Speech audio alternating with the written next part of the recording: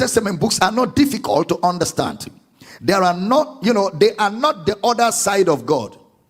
The Old Testament books are not the other side of God. We have seen or the other side of God that we don't see anymore. God was not altered in the four Gospels. You understand? He wasn't altered in the four Gospels. And God did not step down. You know how to step down current. God didn't step down the current. He was, a step down transformer was not used for God in the four Gospels or in the epistles. The difference in the Old Testament and New Testament are fundamentally two things, and you don't want to miss it. The difference between the Old Testament and the New Testament fundamentally are two things. Number one, the language is different. The language is different. Not the content, but the language is different. Number two, the time. The time in which these events happened. Number one, language. Number two, time. The Old Testament is like a project or a plan. The Old Testament is like God's project or God's plan. Then a walk towards the project.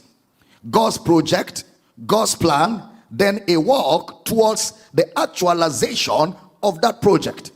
Then the four Gospels, we find that project commenced.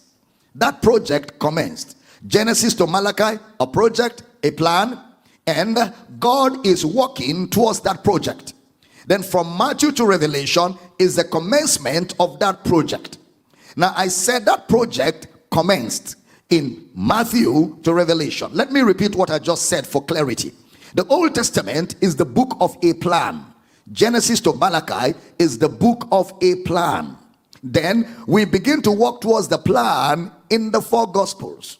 We begin to walk towards the actualization of that plan in the four Gospels. Then the New Testament, starting from Matthew, you now have the commencement and that plan still ongoing. The commencement and that plan still ongoing. So usually this fundamental fact is lost on people.